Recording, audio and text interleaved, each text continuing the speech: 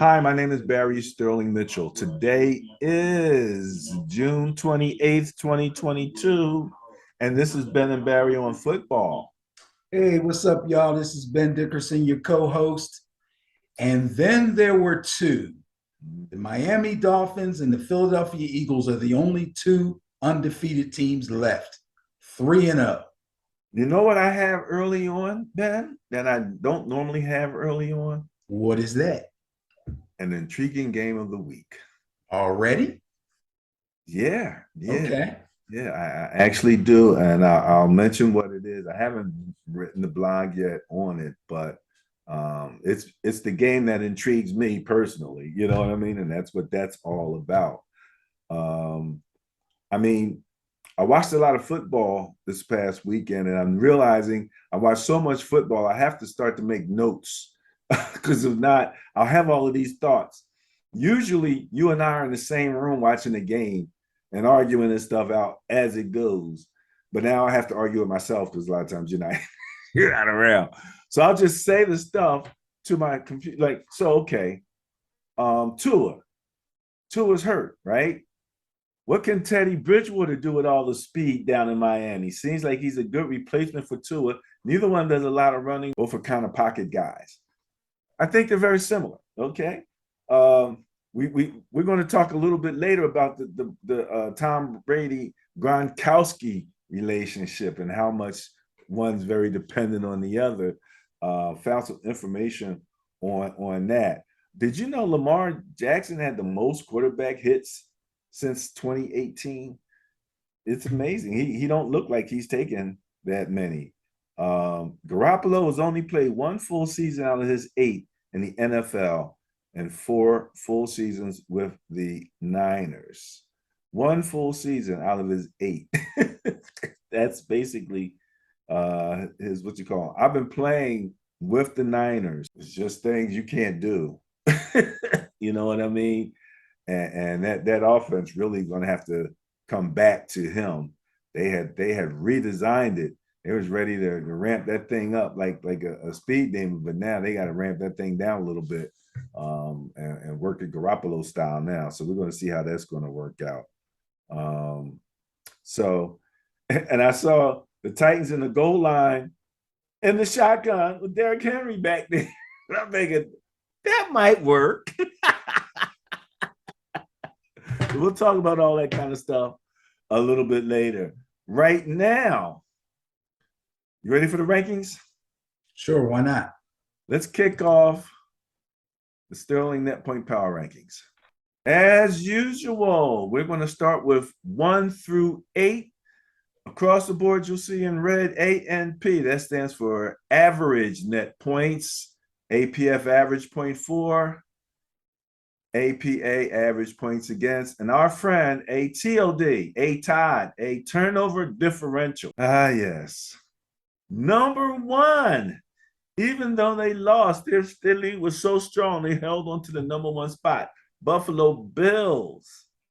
Number 2, Jacksonville, with a 15.3 average net points. Now, Ben, Week 3 is the end of the second preseason. So when you start, we're looking back now. This was the second preseason's numbers as they've come in, and this is when we expect some teams that maybe weren't quite synchronized. When they first came out the gate, might begin to get more synchronized. We'll have to see. Number 3, Philadelphia. Average net points of 12. Number 4, Tampa Bay, 8.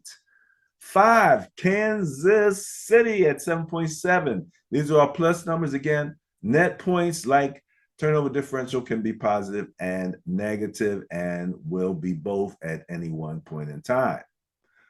Baltimore, 7.3. Average net points per game. These are all plus. That means they're averaging 7.3 points more than all of their competition. Buffalo is averaging 17.7. That's just so big. That's just so big. I mean, Buffalo. Baltimore, 7.3. Miami, 6.3. I guess the surprise for me is Cleveland Cleveland's hanging around there, plus 4.3 in average net points. So just on that first 8 net points, you got any thoughts? Well, like you said, Buffalo built a pretty big lead. So even though they lost the game, they're still able to hold on to their number one spot. I will say this about the so-called second preseason, as we've known it, or as we've named it, the first 3 weeks of the regular season being the second preseason because the preseason is now so short. I would say that what we're seeing more than teams that maybe didn't start off on track right away and are beginning to get on track is teams that started out really hot, and especially teams that we expected to be good that started out really hot and then sort of kind of had some bad losses, some striking losses, some losses to teams that we didn't expect them to lose to. I don't know if we can attribute that to the opponent that ended up beating them finally catching their stride, or the team that we thought was the stronger. I don't know. I don't know. But I'm going to try to piece it together as we go game by game and team by team. Okay. I hear something scratching. Oh, I think I did that. I'm sorry. Well, all right. So average net points is the combination of points for and points against. That's offense and defense as we look at it, because it all comes down to points. Let's look at points for, average points for. First place, the Baltimore Ravens. Now, right there, that tells you something about the Baltimore defense, doesn't it? They're in first place offensively, but net point-wise, they're in sixth place. So something's going on there. Detroit, 31.7 points per game. Now, a lot of those points per game they put up against Philadelphia in that first game. But Detroit can score, man. They've been Again, scoring in every game. Nobody's really held them down. Swift has been an amazing running back if you can keep him healthy, but he is an amazing running back, man. Genie Christmas. Buffalo would have, 30.3 points per game. Kansas City, 29.3. I always think 28 points is the magic number. If you can average 28 points per game, you can win a Super Bowl as far as I was concerned. Kansas City, 29.3. Philadelphia, 28.7. Cleveland, 28.3. Jacksonville, 28. And Miami, 27.7. So Miami's all up in there, you know what I mean, in the top 8 in scoring. Baltimore, obviously. I'm looking at the first 3 games and I'm wondering, okay, the running by some of the quarterbacks that I'm seeing, is that because they're not quite in sync yet? And so that is the easiest route out, and it's works, especially if you're Lamar. Once you get a step on everybody, it's ridiculous that he can just outrun an entire team, but he can. But that's when things break down, things aren't quite synchronized. It's nice to have that option. Things are going to start to sync up now. Tampa Bay, average points against is in first place. They're in fourth place in net points. So and I don't see them in the average points for, so that means they're just somewhere below 8th place in scoring. But I hear they got some people coming back. We'll talk about that when we talk about the upcoming games. Denver, 12 points per game. I think we always kind of said Denver had a good defense. Okay, San Fran 12.3. You champion the San Fran defense. I'm still questioning, how strong we are. Jacksonville 12.7, tied with Buffalo. There's our neighborhood. That's a heck of a neighborhood. Niners, Jacksonville, Buffalo, all in that 12 range, just giving up just under 13 points a game. Green Bay at 15 points per game that they're giving up. Philly at 16.7 points per game. And again, that Lions game, they gave up a lot of points. Their defense played a lot better, gave up a lot less points in the games, after that. So their average points against was improved. And then Dallas, right behind Philadelphia, right behind them, 17.3 points per game that they're giving up. I'll run through ATOD, and then you can give me a quick over on those three categories: points for, points against, and turnover differential. Number one in turnover differential, Jacksonville, 2.3 plus 2.3 turnover differential per game. That means they're taking the ball away 2.3 times more than what they're giving it away.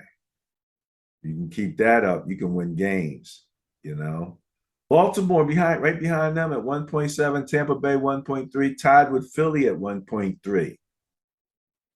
Pittsburgh just snuck all up in the top 8 somewhere, Ben. Look at that. I ain't seen Pittsburgh name nowhere else. There they are, 5th place with +1.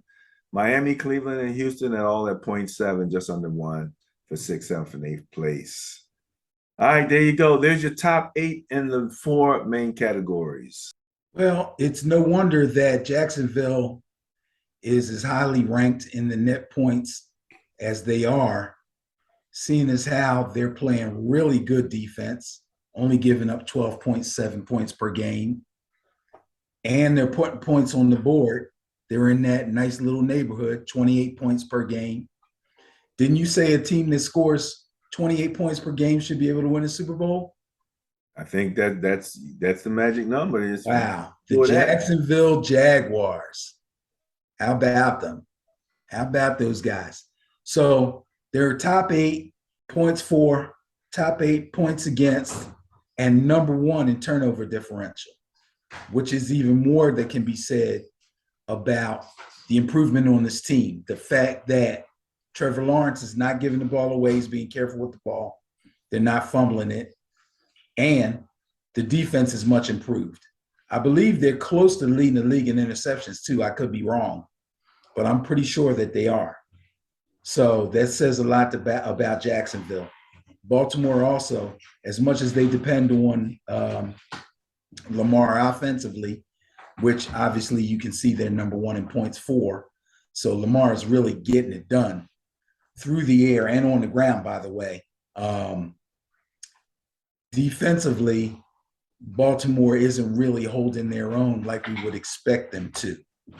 I think they've got some troubles in their secondary, but if they can pick that up, they'll move up in the average net points. Right now they're sitting number 6 in net points. So that offense is really strong. That's how strong it is. It's kind of carrying a weak defense along with it. Now, in points against, I don't know why you're surprised at the Niners defense. They're only giving up 2 touchdowns per game on average, which is pretty doggone good, obviously, because nobody's giving up less than that except Tampa Bay. So if only one team can give up less than that, I'd say they're in pretty good company. All righty.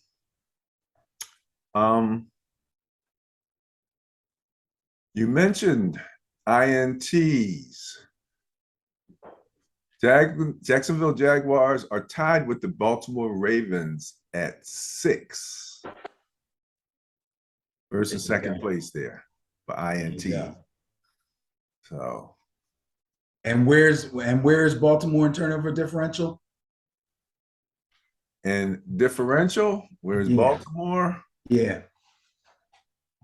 Baltimore is 2nd.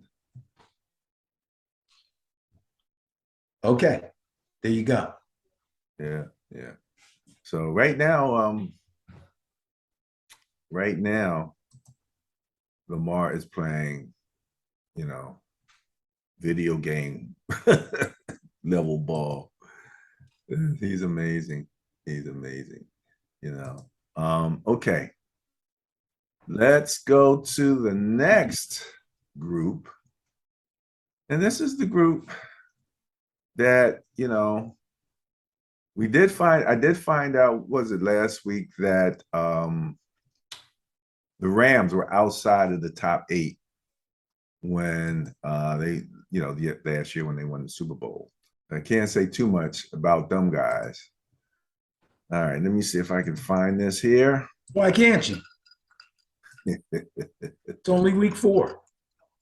It's only week 4. That's right. All right, so 9 through 16 rounds out the top half. You start to see a hint of the negative numbers creeping down to 16 with Atlanta at 0.3 on the negative side. On the positive side, 15, Detroit 14, 13, and 12 tied at net points, average net points of +1. That's Minnesota, Green Bay, and Carolina. That's head above water there, barely. Denver at 2.3, Cincinnati at 3, +3, and San Francisco at +3.3. So there's your second half of your average net points. That's the differential by which these teams have been winning or losing. Average points for, you see in 9th place, Atlanta. So Atlanta's putting up 26.7 points per game, Benny. Vegas and Cincinnati at 21.3, Washington at 21, Carolina, Arizona at 20.7, Rams at 20.3, and Chargers at 19.3. So, yes, I see some interesting matchups coming along that we're going to talk about a little bit later on there. You know, the Niners play the Rams. What's that, Monday night or something like that? I think it's Sunday night. Ooh, okay, Sunday night. Yeah, man.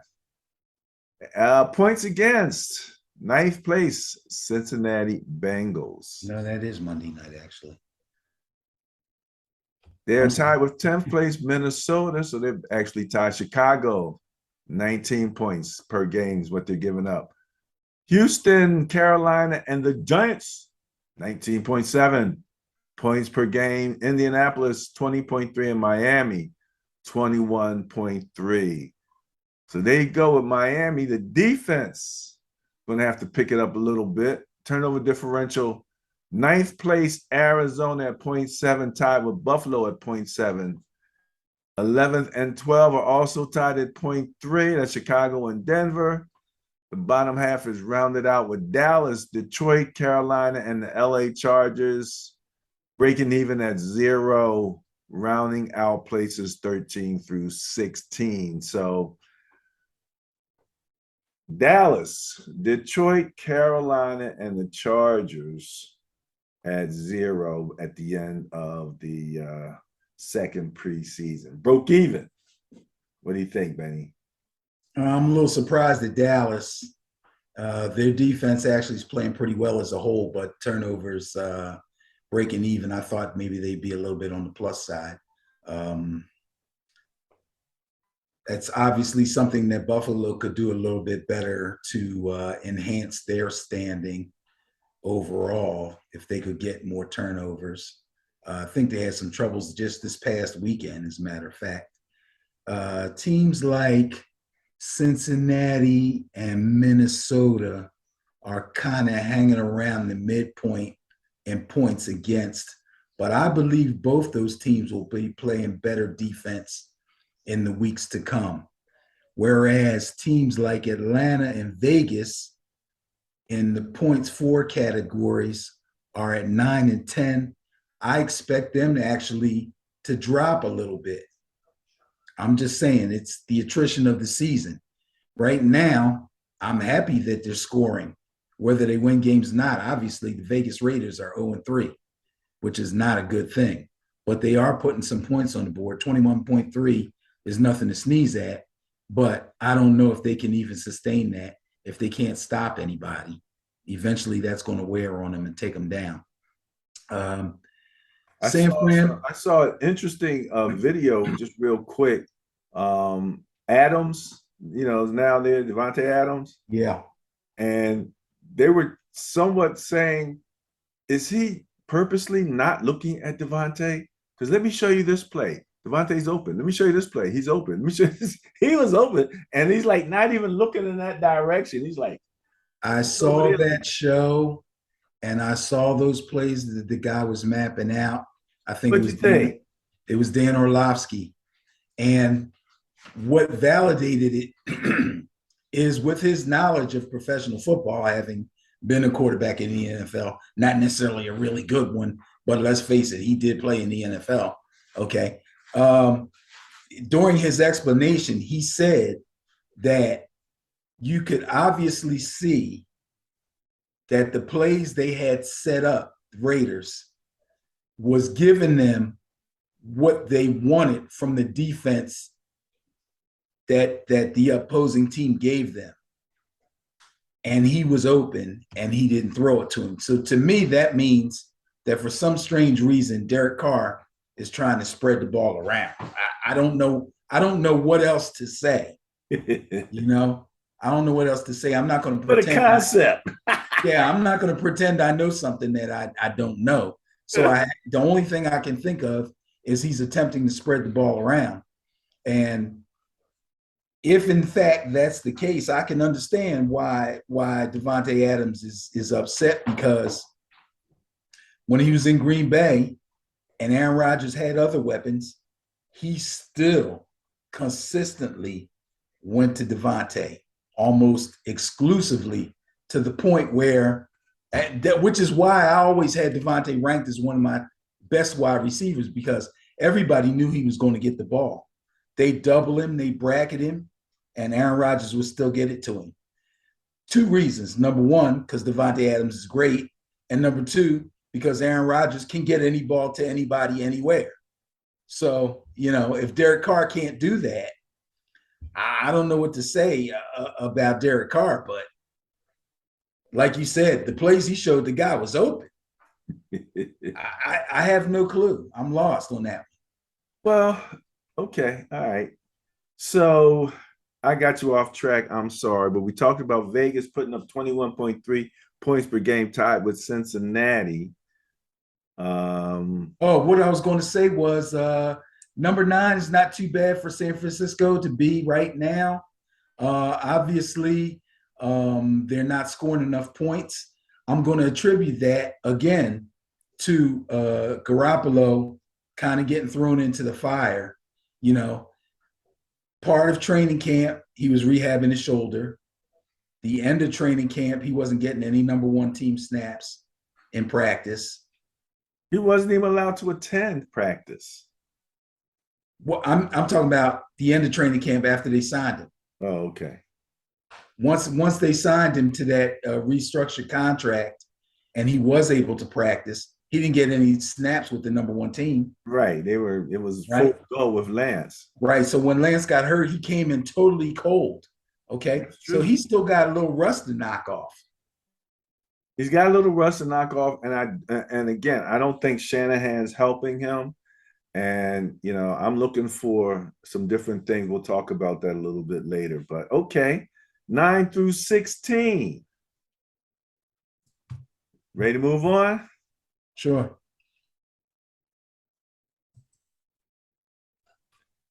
17 through 24. All right. Now's where, ladies and germs, you can begin to see some negative numbers.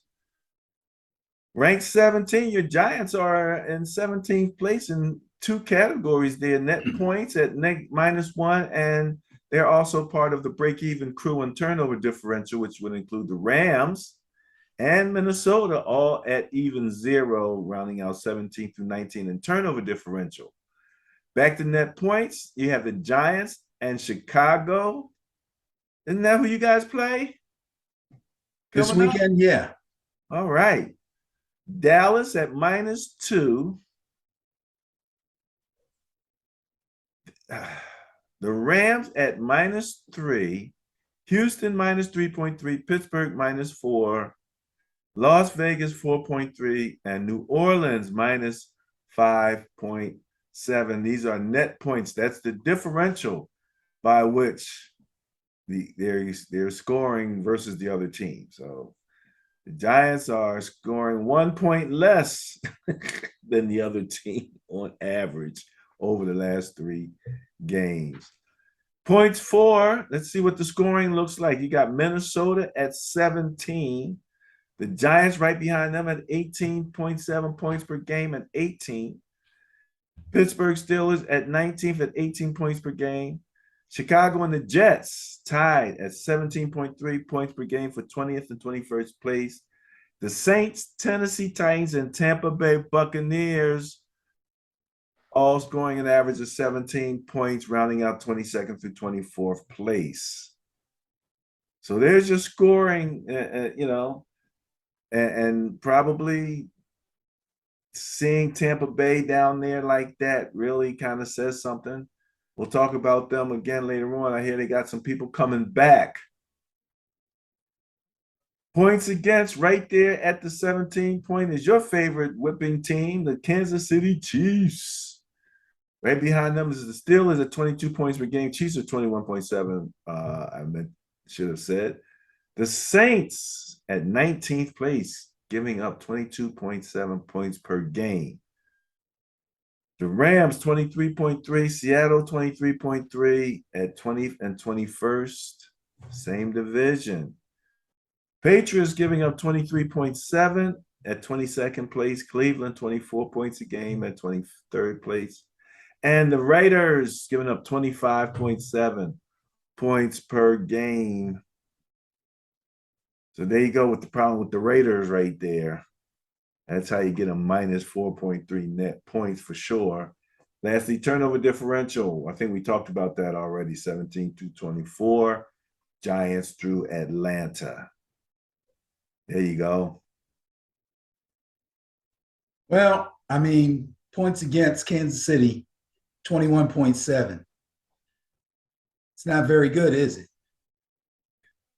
That's better than half the league. Well, that's a defense that I told you wasn't very good going. Better than the Rams. Yeah. Well, guess what? That's not saying a whole heck of a lot about the Rams either. Oh. The Rams aren't scoring well either. Okay. Who? The Rams aren't scoring well either. Minus so, again, Super Bowl champs could be a little hangover. It's still early in the season. Lost a big time man on the front line. Retired. That's true. That's one guy. I mean, they won the Super Bowl. They got to play better than that. You can't give up 23.3 points per game and think you're going to win the division unless the division all of a sudden gets weaker than it was, which at this point right now, when you think about it, it actually is. It looks like a two-horse I was getting ready to say that. It looks like a two-horse race to me. And I'd say that's between the Rams and the 49ers. And the 49ers right now have the edge. So if that's a game that's coming up this weekend, you already know where I'm leaning. Okay. We talk about the Giants being right at the midpoint in turnovers. I say that's a plus for a team like the Giants. And the fact that they're scoring 18.7 points a game, which is more than New Orleans, Tennessee, and Tampa Bay, to name a few. I'd say that's pretty good for the Giants too. I don't know if they'll be able to hang in there, but I'm rooting for them. Another one of those quarterbacks that took a lot of hit was Daniel Jones. He's up there with the top 3 to 5 numbers of 3 to 5 quarterbacks as far as taking hits is concerned. All right, you ready for the bottom group, that bottom 25th percentile? Come on, you guys. What are y'all doing down there? Okay, Benny, so let's run down the last quarter of the teams here. Let's look at net points. That would be 25 through 32, I believe. 25, we have Washington at minus 6.3 net points. 26, New England at minus 7. 26 or 27th actually tied with New England is the Indianapolis Colts at minus 7. 28 is the Seattle Seahawks, minus 7.7. Arizona at minus 8.3 rounds out the 29th place. The Chargers, minus 8.7. The Jets, minus 9.7. And Tennessee in 32nd place at minus 11 net points per game. So there you have that group there, 25 through 32. Scoring wise, 25 is the Patriots at 16.7 points per game, followed by Houston, 16.3, Green Bay, 16, San Fran, 15.7, Seattle, 15.7, Dallas, 15.3, Denver, 14.3, and Indianapolis 13.3. So that's your offense. That's your average points per game. So there you go, right there on the group. So your Colts coming in at last place. In terms of your defense, at 25th place, you have Baltimore, giving up 25.7 points per game, followed by Atlanta and the Jets, 27 points per game. Washington, 27.3, Tennessee and the Chargers, 28, Arizona, 29, and Detroit, 31 points per game. So, and again, Detroit, we know they had that big run with the Eagles, gave up a ton of points, lost that game, but they were all up in the 30s there. And again, you know, Detroit is at the top in scoring and at the bottom in giving up points. That's why we look at net points, right, Benny? Correct. They say you can, if you can own $1 million in assets, but if you owe $1,001 in debts, you're broke. You're still broke. Finally, turnover margin. All right, so we have, let's see here. Rounding out the bottom, Atlanta and Green Bay tied at points minus 0.7. Vegas, Tennessee, Indianapolis at -1. Washington minus 1.3, along with the Jets and New England at minus 1.3. And New Orleans, there's Jameis at 32nd place at -2 turnovers per game, average turnover differential per game. So there you go. That rounds out the bottom quarter of the teams. And we'll go from here unless you have much more to say. No, sir. It's Bias Plus time.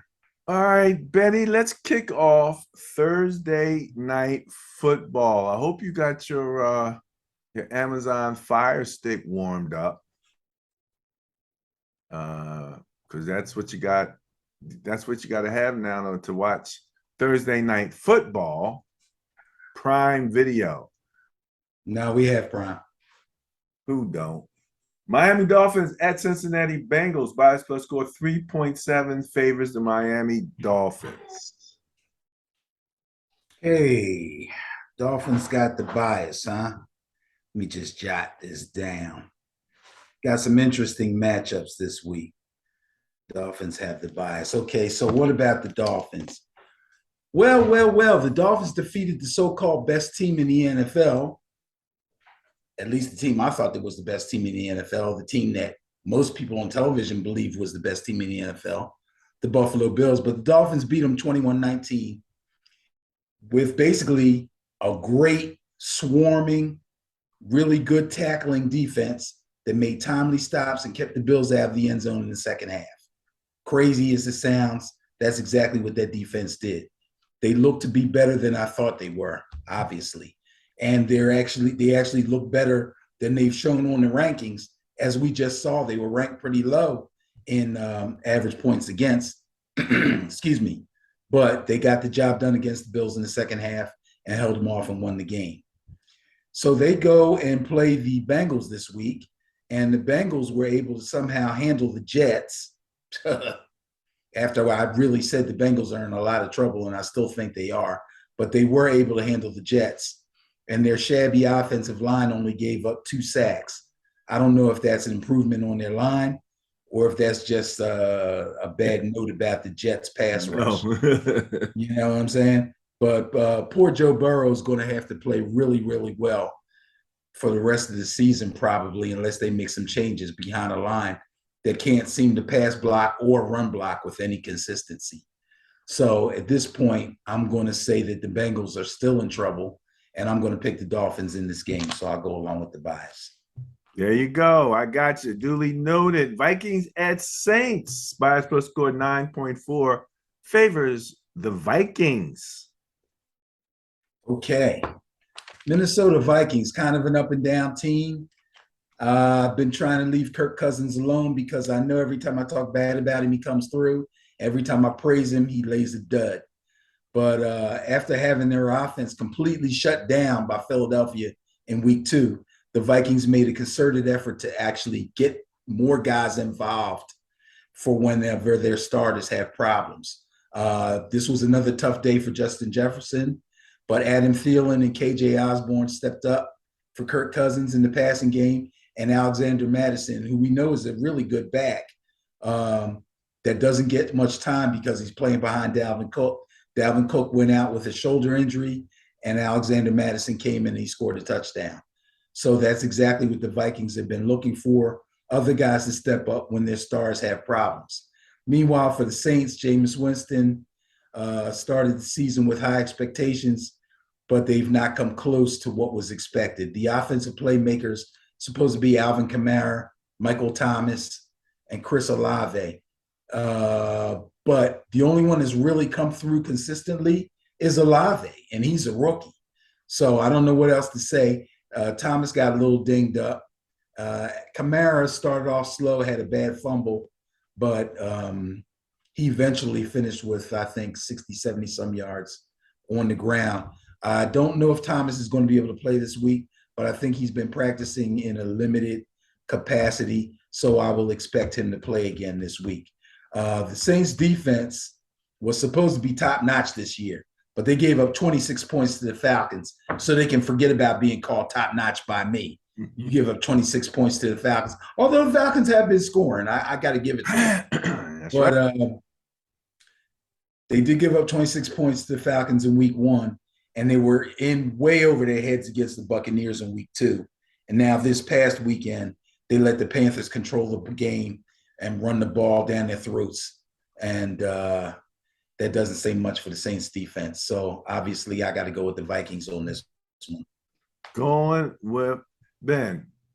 Didn't say it earlier, but the bias plus has been under 40% for the most part through the first 3 games. I was hoping you wouldn't bring that up, but now I have to be very honest. People that are watching this and watching this segment, I hope you haven't been betting any money on my picks. I've been horrendous. Last week was my worst week since probably we started doing this. I was 3-12, bro. It was sad. It was ugly. It was really, really ugly. That's why I said this second preseason thing that we talk about, I'm not sure exactly what to make of it. Some teams are beginning to pick up this stride. Some teams that seem like they were off and running have stumbled mightily. It's really tough to call these games. But there it is. I'm embarrassed. There you go. Well, in any event, you're going with the bias in this case and going with your man Kirk Cousins. Absolutely. Had a nice crossing pattern to win the game last week. That looked like a well-designed play because that man was wide open. He was wide open. Browns at Falcons. Bias plus score of 6 favors the Browns. Browns have the bias. Brissett, right? At quarterback. Jacoby Brissett's been playing well. The Browns were able to avoid another near second half meltdown like the one they had against the Jets. And they were able to hold off the Steelers in the fourth quarter, which I kind of expected. I think I did pick the Browns to win this game.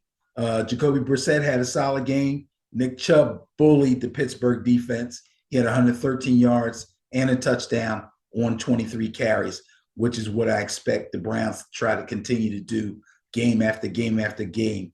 Get Chubb 20-plus carries, get Kareem Hunt 10-plus touches, either from the backfield or catching the ball, and they should be just fine for Deshaun Watson when he gets back. That's the Browns' plan. I mean, let's face it. After battling but losing a close game to the Rams in week 2, the Falcons did, in fact, beat Seattle with a very balanced attack. Marcus Mariota threw the ball well and did most of his damage in the first half. And then in the second half, they turned it over to the running game.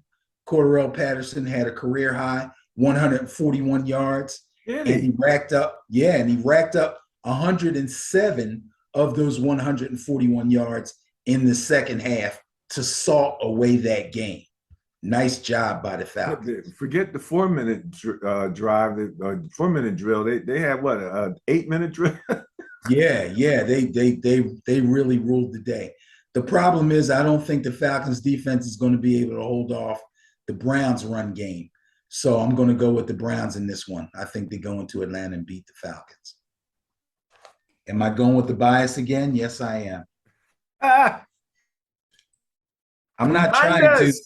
That's just the way I see it. A division, NFC East. At the Cowboys, bias plus score 5.6 favors the Cowboys. Right, as it should. Yes. Cooper Rush. Rush. Somebody said that the Cowboy owner wants to see Cooper play against the Rams. He wants to see what he got. That's right around the time when Dak might be able to come back, or a week after that or something like that.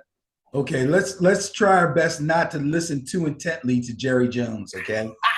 This is a guy that's susceptible to saying anything after a loss or after a big win. It doesn't matter. His middle name is hyperbole. Okay, this guy's crazy. He's talking about, could there be a quarterback controversy? What owner asks for a quarterback controversy? Really? What GM does that? And he's both for the Cowboys. Try not to listen to this guy.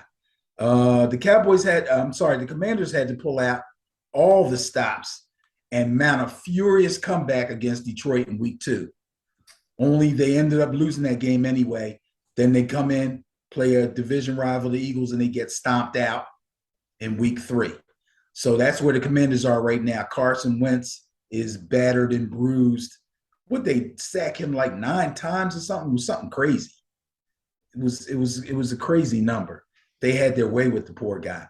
Meanwhile, the Cowboys are 2-0 with Cooper Rush at the helm, and they eked out a win over the Giants. Yes, they eked out a win over the Giants. Let's not get it twisted, Dallas fans. Cooper Rush is playing way better than y'all thought he was, and they are 2-0 since he's been playing. Okay, but you eked out a win versus my team, the Giants, and it wasn't pretty at all. But I will say this much with the eked out thing. Had Lamb caught that ball that he dropped across the middle, it would have been a little bit more than an eke going on, because he was. Well, they would have scored earlier. That was early in the game. Huh? That was early in the game. I know, man, but that would have been a big hit right there, boy. Big hit. So they score quicker, then they kick off. Maybe that changes the game. Scoring always changes the game, but bias plus score 5.6 favors the Cowboys. Yeah, I got to go with the Cowboys. You know what would be ironic with this whole Jerry Jones quarterback controversy thing? Because, I posted that Cooper Rush makes approximately less than 1% of what Dak Prescott makes. The differential is ridiculous. Prescott's making approximately 40 mil per year. They're paying Cooper Rush like 800,000. if you could get anywhere near Dak's production, they'd be shipping Dak right the heck out of there. That'll never happen. Okay. But it would be interesting. It would be interesting. Let's see how he does against the Commander. What's the young man on the Commander's defensive line? Chase Young. I haven't heard anything lately about Chase Young. I'm not sure if he's going to be ready to come back anytime soon. He's a difference maker, man. I'm telling you. Oh, absolutely. He's a difference. Absolutely. But they're going to need more than that. First of all, they have to keep they got to keep Wentz on his feet. Wentz, I posted, I said, well, he just turned into Wentz. Because somebody on, I think it was the Big Swag Goose, said he was just waiting for Carson Wentz to turn into Carson Wentz. Absolutely. And he did. Some of those sacks, it's like, I'm thinking, you're sacking yourself, man. You could have threw the ball away like 3 seconds ago or something. And he's just like goes down in a big 6'5" heat. It's crazy. It's crazy. All right.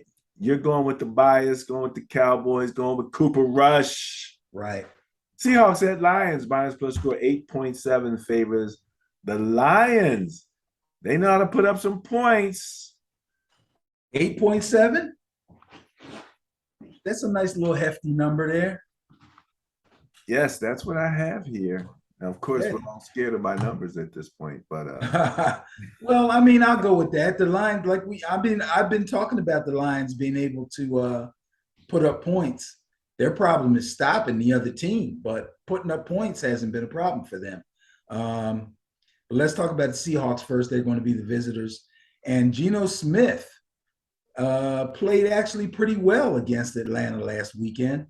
He won a respectful 32 of 44 for 325 yards, and he threw 2 touchdown passes. But the Seahawks never established their running game and couldn't find the end zone in the second half. That was their downfall. Nor could their defense defend the run and hold off the Falcons' second half comeback, led by Cordarrelle Patterson, who we just talked about. Once again, the new look Lions put points on the board, seem to have control of the game going into the fourth quarter. But once again, the defense failed to stand up when it needed to, allowing the Vikings to snatch victory from the jaws of defeat. Yes, the Lions had the Vikings by the short hairs and could not hang on and let the Vikings pull out a win on them. And that would have been a big-time signature win for the Lions if they had been able to pull it out. Division win, in fact. Seattle is minus 7.7 net points per game. Detroit was plus 0.7. Okay.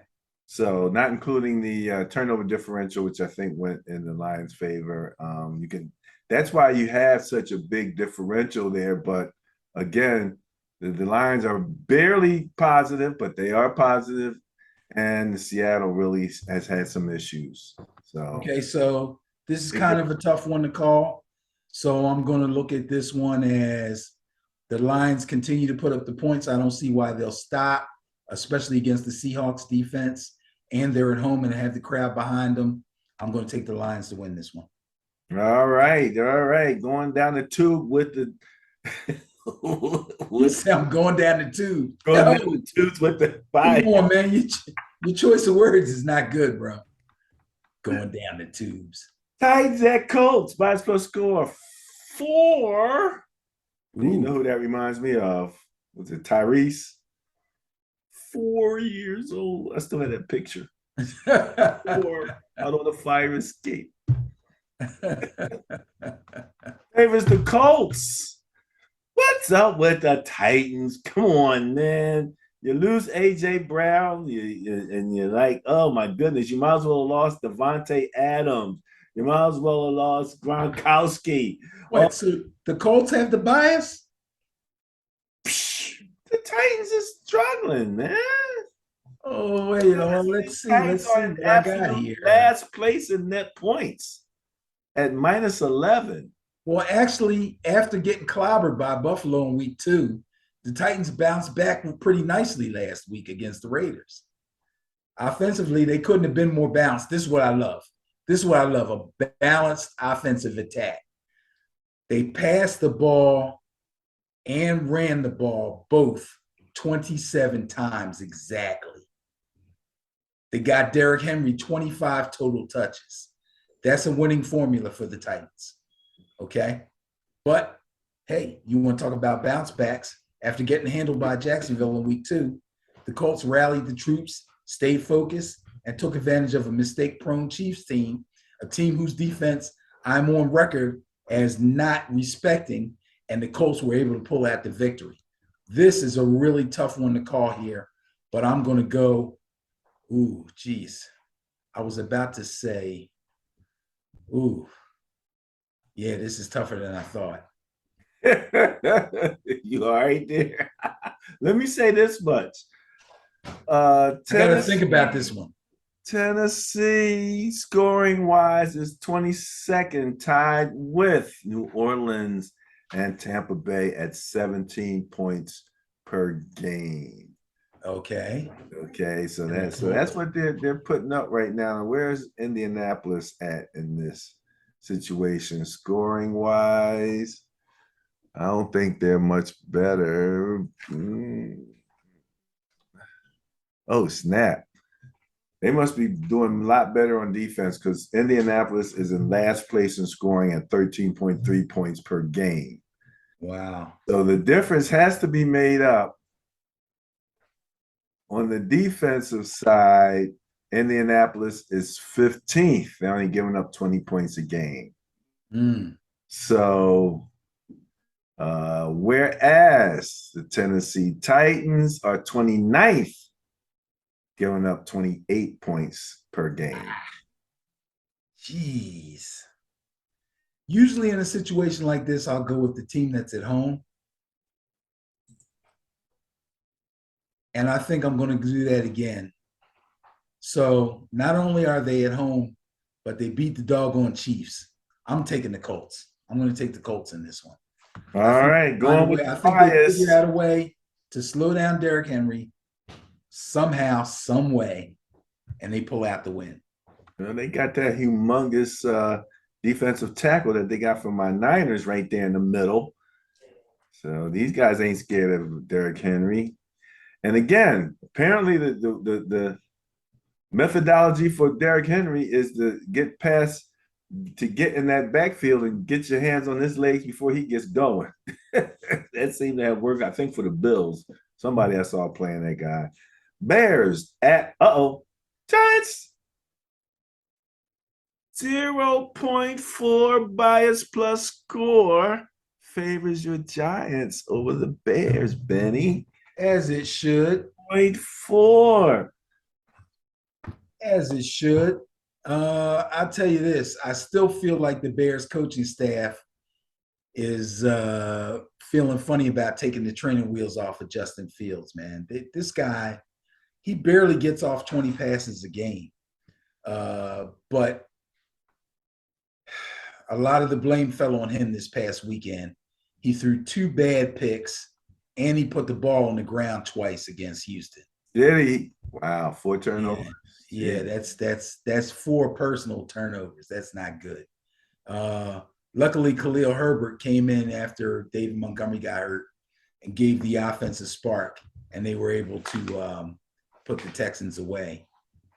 Now, as far as my Giants are concerned, after a delightful 2-0 start, my Giants welcomed Dallas into MetLife Stadium, and they seem to have several chances to win the game. Unfortunately, Daniel Jones, who at this point is probably feeling like a lame duck starter, as he should, they didn't renew his 5th-year option, and there's a big quarterback draft coming up in 2023. So he's got to be feeling a little shaky. But there's nothing he can really do about it because he has literally nobody to throw the ball to. High-priced free agent wide receiver Kenny Golladay can't get open. And when he does, he can't hold on to the ball.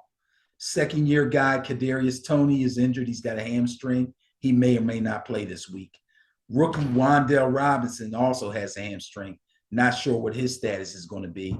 And number 1 receiver, Sterling Shepard, after having an injury-marred career, tears his ACL running down the field with nobody near him. We're going to talk about that when we hit our social media, Benny. That whole question about turf, and your boy Beckham even weighed in on that. So we're going to talk about that a little bit. Well, that's been a controversy ever since it was invented. You know, but yeah, we'll talk about it. So yeah, the Giants have problems, but I think the Bears' problems are worse. So take the Giants. Going with the bias again. Yes, sir. Going with the bias again. Ding, ding, ding, ding, ding, ding, ding. Going with the bias every game so far. Huh? I said I've gone with the bias every game so far. Well, this is my intriguing game of the week. This one coming up.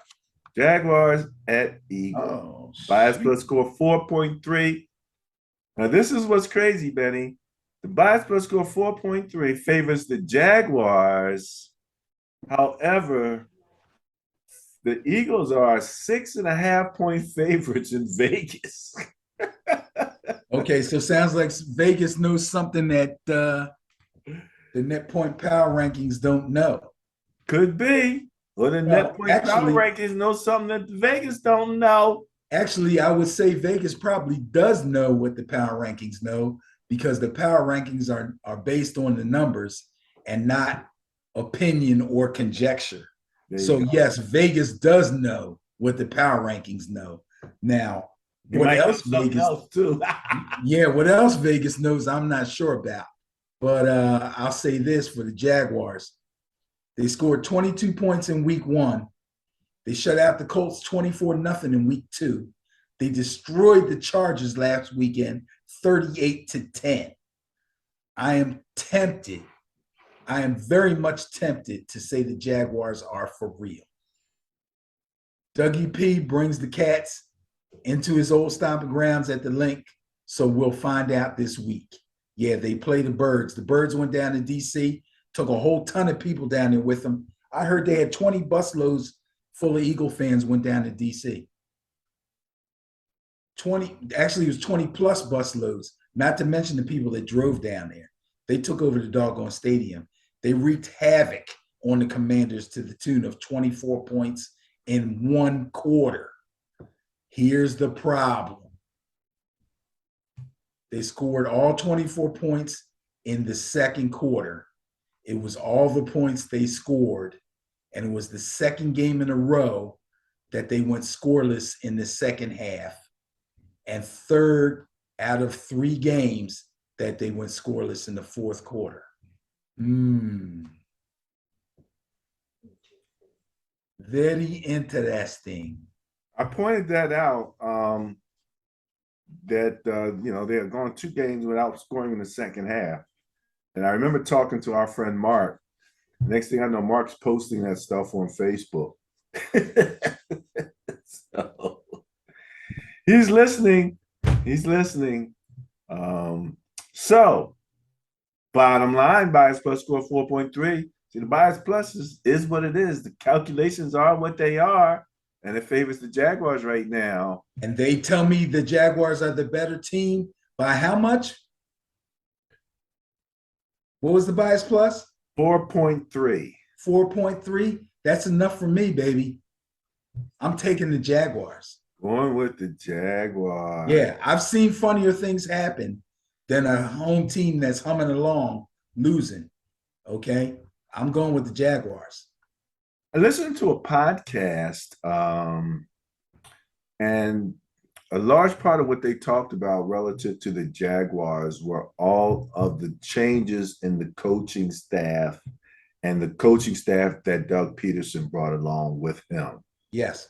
And how much that's making a difference. Absolutely. The thing that we do know about the Jaguars, even though we might not be super familiar with all the names, you might be a little more than me, is that they've been losing long enough that they've been racking up top draft choices.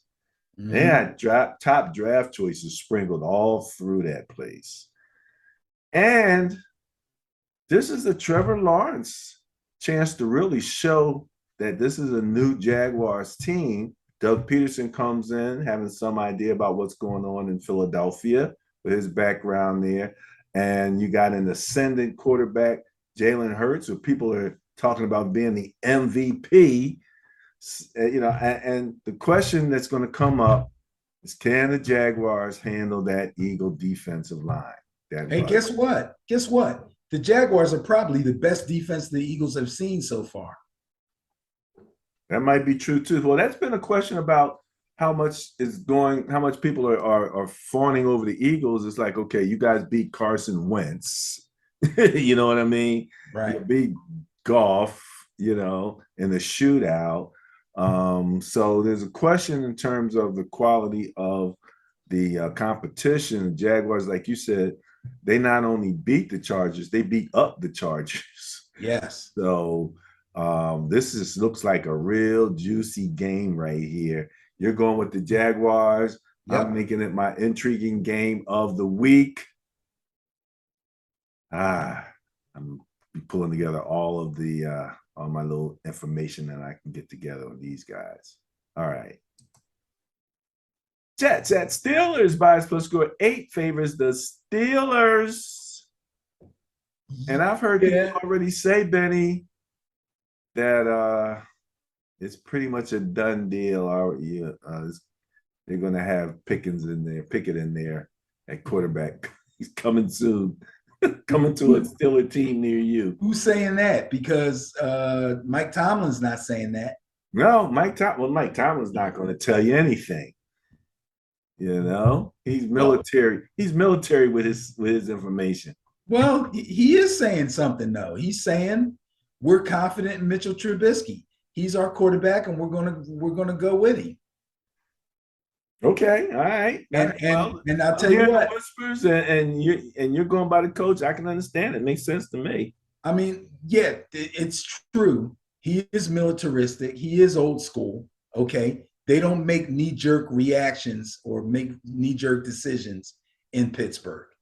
This is the guy who they feel like won the job.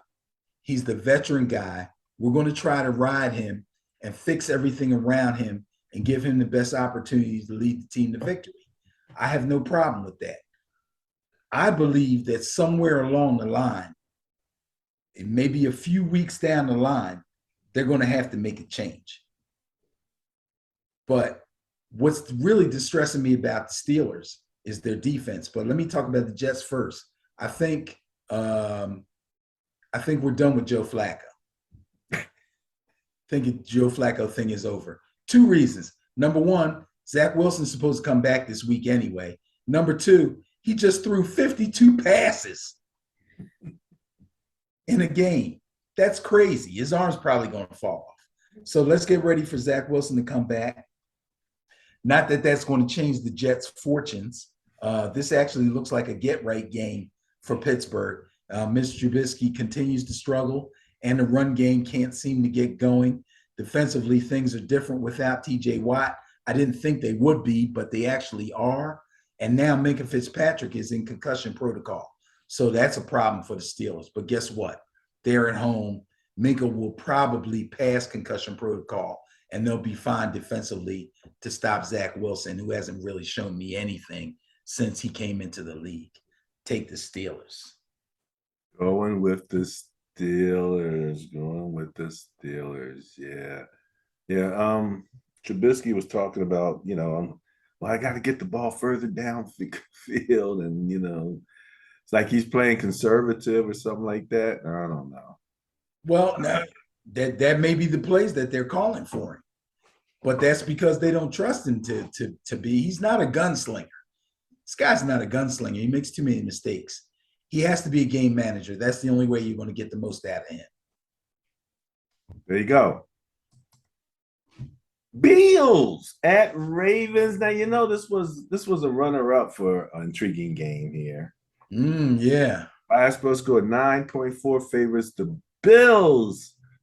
Lamar can't get no respect from the Bias Plus. But you got two of the most athletic quarterbacks in the league in this game at the same time.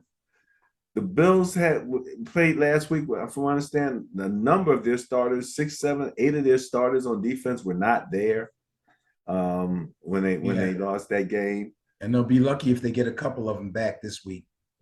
Lamar right now, well, okay, we're going to see that the second preseason is over. Is Lamar going to continue to run? You know, is he going to play that game? He did slide one time last week. I did see him slide. I was like, okay, Lamar, go ahead, man. You know, protect that body. Better do that. 9.4 favorites the Bills, Benny, and I know that's your AFC favorites. Who you got? They're my AFC favorites. So I'm going to try to stick with them. Somehow they just couldn't find the end zone in the second half against the Miami defense that I didn't think was that good. The real deal is the Dolphins defense was able to shut the Bills down twice in the final minutes. So in crunch time, not only did the Dolphins play really well, but the Bills looked a little bit shaky about what it was that they were trying to do. I don't want to give all the credit to the Dolphins defense. Josh Allen and them didn't look right. Now, I'll tell you this, during the course of the game, Josh Allen engineered several long drives. But what happened was, and this is a real thing, that Miami Heat early in the season is a killer. They had guys going out with cramps and a kind of heat exhaustion all during the game. I know Stephon Diggs was in and out of the lineup quite a bit. Some linemen kind of dropped to a knee and had to come off, get oxygen, get hydrated. I'm sure they had IVs all over the place at halftime. So that had a lot to do with it. But at the end of the game, you didn't see that from the Dolphins that much. Well, they live there. I know. I was just saying that acclimation is a major thing. It is a major thing. That one team really is passing out on the sideline. The other team. Hey, if you remember when New England played the Dolphins, they went down there early, trying to get acclimated. I think they went down like on a Wednesday or something. Didn't help them, but I'm just saying the heat is a real thing. That heat is a real thing. And this ain't northern Florida. This is Miami. Right. I was telling Crystal, we were talking about the hurricane coming. I was saying one of the nice things when I was at Florida A&M, Tallahassee is kind of inland, not exactly on the coast. So we didn't really get a lot of the big stormy storms, you know. Isn't that on the panhandle? Well, it's kind of, but it's not near the coast, you know? Yeah, right. So, you know. Kind of in the middle of the panhandle. Yeah. Yeah, that's. Yeah. So, you know, I didn't have to go through that when I was down there. I loved it down there. And again, being northern Florida, the heat wasn't as intense all the time. You know what I mean? It was a bit of a difference. All right. So what actually happened with the Bills here is the one thing that I dreaded about the Bills, and I will continue to dread, and could in fact be their downfall if there is one for them, and that's their lack of a legitimate running game. I really thought after the way they used Singletary at the end of last season that they would actually ramp up their run game, but they seem to really be depending on Josh Allen's running and him throwing the ball. He is not Lamar Jackson, okay? He's a great quarterback, no doubt about it. The two of them are compared quite often, okay? But Josh Allen can't carry one team's running game and continue to throw the ball well. In fact, the lack of the running game caused Allen to throw the ball a ridiculous 63 times. 63 times? He threw 63 passes in that game. Did he really? Yes, and he was only able to connect on 2 of them for touchdowns. And he got sacked 4 times, and he took some bad hits. That was a rough game for him. So again, I don't want to give all the credit to the Dolphins defense, but I have to give them some. Those guys were really determined to win that game. You already mentioned a lot of the defensive players that are dinged up on the Buffalo defense, so we'll have to keep that in mind. Meanwhile, Lamar Jackson looked like he's on track for his second MVP season. this guy's not only running the ball so well that he's by far the Ravens' leading rusher, but he's actually tied for fourth place in rushing in the entire league. Let that I think he sink has in. more yards rushing than some teams. Yes. Yes. But check this And out, Benny. Check this out. Somebody they said Lamar's not a system quarterback. He is the system. that's interesting. And, I think that the Ravens are kind of scared of that. When one man is the system, that's putting all your eggs in one basket. Now, that's a heck of a basket, but that basket goes down, everything goes. So it's just interesting that was said. But okay, I'm sorry. Bills and Ravens, bias per score favors the Bills, and you have the. Well, I'm not done. Oh, go. Sorry. Not only is he doing all that work on the ground, but he's throwing the ball better than he has at any point in his career. Yes. He stung the Patriots for 3 touchdowns through the air and 1 on the ground. And that gave him a total of 12 touchdowns so far this season. And there's a bunch of teams in the league that don't have 12 touchdowns. He's accounted for 12 touchdowns by himself. So not only has he outrushed whole teams, but he has outscored whole teams. Okay. If this guy stays healthy and continues to play the way that he's playing, the Ravens are going to wish they had paid him. And if in fact they don't pay him, then they're going to have to let him go for somebody else to pay him. I mean, is anybody else going to accommodate him the way the Ravens have? Or is he able? I mean, that's a good question to ask. That's a good question to ask. But when a guy's putting up numbers like this, somebody's got to give it a thought. Did you pick give them for the Super Bowl?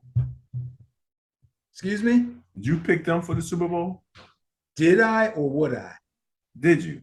No, I didn't. You picked your contestants, but not the winner, right? That's correct. And I did not pick the Ravens. No. All right. So what are you saying? If they don't win the Super Bowl, they're going to franchise. They're going to tag him anyway. They might tag him twice. This is our modern day Kirk Cousins.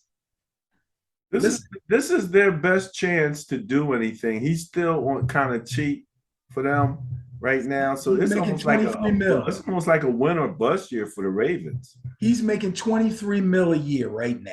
Right. I mean, this is the time to make that move. If they tag him, they're going to have to pay him at least 40. If they tag him again, there's no telling what they're going to have to pay him. They might as well sign him now to a multi-year. They just don't want to guarantee the money. I think there you go. That's the big sticking point. They don't want to guarantee the money. I believe that's a mistake. I'm telling you. They said the owner said it out loud. He don't want to guarantee that much. Okay, then let him go then. Trade him. I ain't letting him go right now. He plays for the Ravens. He's going to be right there playing for the Ravens. Okay, so when the season's over, don't tag him. Let him go free agent. Yeah, that's what you say. No. I'm saying if you're the owner and you don't want to give him a fully guaranteed contract like Deshaun Watson's, then let him go. Because guess what? He ain't going to sign for nothing less. He's not going to do it. Well, like you said, they're going to franchise tag him. Isn't that what you said? They'll probably tag him if they don't want to pay him. Well, if they haven't learned their lesson yet. You know that's what's going to happen. No, I don't know that's what's going to happen. I think that's what's going to happen. Okay, you may think that's what's going to happen. I may think that's what's going to happen, but that's not necessarily what's going to happen. Once he finishes this season, if his numbers continue on the pace that they're on, they might pay him. They might give him the money. fully guaranteed. They might do it. But he's not going to negotiate during the season. So if they might, No. it's going to have to be after the season. That's what I said. So they're going to have. If he puts up super duper numbers and doesn't win a Super Bowl, you think they'll still pay him, right? Is that what There's a possibility that they will pay him, yes, and continue to try to build around him and try to win a Super Bowl, yes. Yeah, well, that's what they're finding is that when you pay them like that, it really hampers your ability to build around them. Okay, well, if you feel that way, then let him go. No, you can't do both. You can franchise him.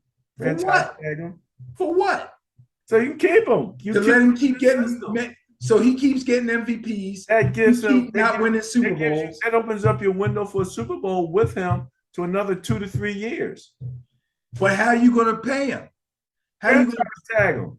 How you going to put the players around him? If they tag him, they got to pay him $40 million. If they don't tag him, they're going to have to pay him $100 million.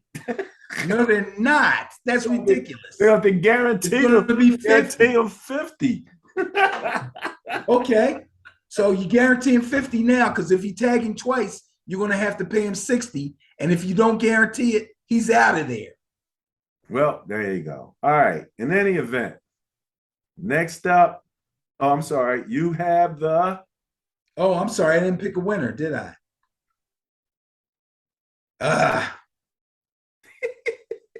Ravens.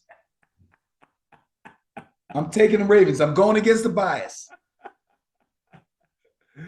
I think you just talked yourself into all of that Lamar love. No. Actually, it just took me a minute to spit it out after saying all that other stuff. The Bills are hurting on defense. That's not going to be good. And they're going to go into against a raucous crowd in Baltimore, and Lamar's on fire. Forget about it. I'm taking. All right, there you go. There you go. Going against the bias in this one. Yeah, first time. Chargers at Texans. And the Texans, bias plus score 6.1, favors Davis Mills and the Texans. Are you serious? Wait, you're joking. That's what I got. The Texans have the bias over the Chargers? Well, you got to remember, Benny, the Chargers are in 30th place in net points. They're minus 8.7. Houston's at least minus 3.3. So, yeah, they have the bias. And what is it? It's tiny. 6.1. Oh, that's not tiny. Not tiny, but they're both, I mean, they're both in the negative. It's just that the Chargers are that much more negative. All right. Well, I tell you what, this is the easy one for me. The big question here is what happened to Chargers offensive line's ability to run block. These guys all of a sudden can't run block. Fantasy owners all over the world are checking the side of milk cartons for a picture of Austin Eckler. This guy was a consensus first round draft pick in fantasy drafts across the universe, across the fantasy universe. This guy went in the first round in every fantasy draft, and he's been MIA all this whole season. But as far as I'm concerned, the Texans are a get-right game for the Chargers. I'm taking the Chargers. All righty. And that allows me to pick against the bias twice. I'm starting to feel better. Ah, man. All right. Cardinals at Panthers, bias plus score 8.6 favors the Panthers. Very interesting game. Panthers get the bias. Yep. I like that. Let's see. Well, I tell you this, like I've said many times before, I love it when I see teams with balanced offensive attacks. And it distresses me when I see teams that are severely unbalanced. The Arizona defense just isn't strong enough to hold down the fort for an offense that's this unbalanced. They can't keep the defense off the field by running the ball consistently. They can't move the sticks. They can't run the clock. Their running game is almost null and void, and it makes no sense to me because they got James Conner. So I got to blame it on the offensive line. These guys, I don't know if this air raid offense is good for these guys, for this offensive line. It may be their system. It may be the offense that their head coach wants to run, but I'm not sure that they have the offensive linemen to run an air raid offense. I really don't. They don't pass block well enough for Kyler Murray, who's already kind of short to be thrown from the pocket. Okay. And they don't run block enough to give him the support he needs to eat up clock and sustain drives. I'm not sure this is a good system for them. I don't know what to say about that. He threw the ball a very troubling 58 times against the Rams. 58 passes by Kyler Murray is not a winning formula. He threw no touchdown passes.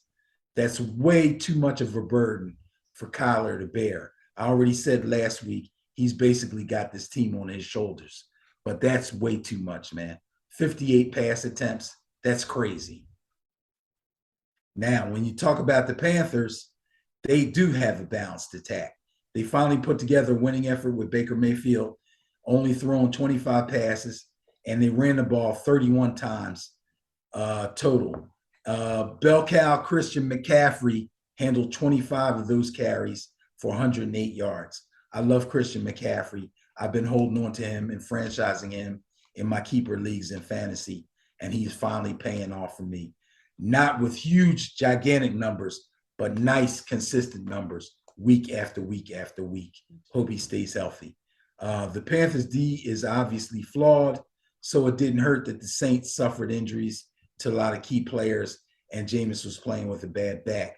That kind of helped the Panthers win that Saints game. But I tell you this, Cardinals got to make a long trip to Carolina. You know about that West Coast, East Coast thing, or is it the East Coast, West Coast thing? I always get mixed up. Either way, I don't like the Cardinals going into Carolina. I think I'm going to go with the Panthers. I think they're feeling that win. You know, it's interesting how much, you talked about the Cardinals relative to their, the lack of blocking, the lack of balance. The Cardinals are 13th in scoring, actually tied with Carolina at 20.7 points per game. Right. So think about that for a second, real quick, before you go further. We're talking about Kyler Murray and Baker Mayfield. They should not be tied. Okay. Well, the Carolina Panthers defensively are 12th. They're giving up 19.7 points per game. Arizona's 31st, giving up 29 points per game. Exactly. And that burden falls on Kyler's shoulders. That defensive burden falls on Kyler's shoulders? Yes. Okay. Explain that for me. Well, what I just said was the defense is being hampered because the Cardinals' offense is not balanced enough to hold on to the ball and sustain long drives. The Cardinals are basically a quick strike, big play offense, which means their defense is on the field quite a bit. They're suffering from that. When is so both things they're working against each other. Okay, all right. When's DeAndre coming back? Oh, week 7. Week 7. Okay, still got a few weeks for that to happen. Yeah, a lot of people you going with the Panthers. Going with the Panthers. Going with the Panthers.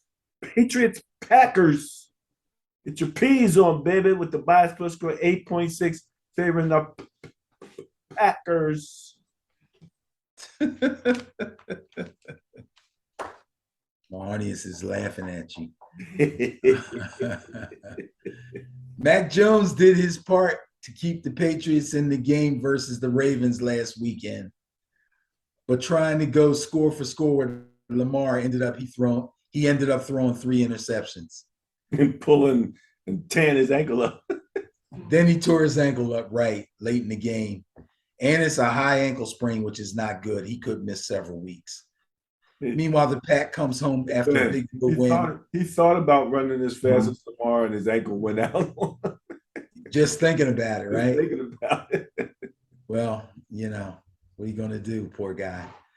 The Pack comes home after a big road win in Tampa. The defense was able to hurry Tom Brady and got a good amount of sacks or got a good amount of hits on him. They sacked him 3 times. They recovered 2 Buccaneer fumbles. And Aaron Rodgers was a tidy 27 of 35 for 255 yards and 2 touchdowns. The Pack is back, baby. Take them over the Patriots. All right, going with the bias. You can't help yourself.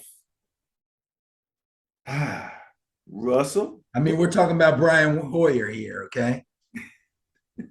Brian Hoyer against a defense that just stifled Tom Brady. Come on. Hoyer. He's been watching Cooper Rush tapes, man. He's ready to go get him. Okay. I need some ice. I wish I could get some ice. I wish somebody would give me some ice. I know I want some more coffee, but it's getting late for all of that.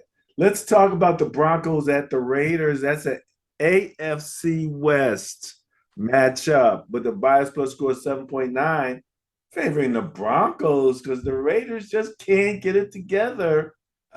Man, this AFC West, we couldn't wait for the season to start so we could see the AFC West go at each other, right? Oh, the AFC West. I'm talking about myself. Oh, the AFC West. Oh, my God, it's going to be the best division in football. Guess what? Broncos are stumbling. Raiders look like crap. Chargers can't get it together. Kansas City's defense isn't even strong, yet they could probably come out of this with everybody else just falling over themselves. This is crazy. Somebody's got to pick it up. Somebody's got to pick it up. Otherwise, just crown the Chiefs now and be done with it. Be done with it. This is crazy, man. But I will say this. Denver's defense might have something to do with this before it's all over. So they played the Niners last weekend, and they didn't turn the ball over. Denver didn't turn the ball over at all. Meanwhile, the Niners turned it over 3 times. So if you lose the turnover battle, chances of winning get kind of slim.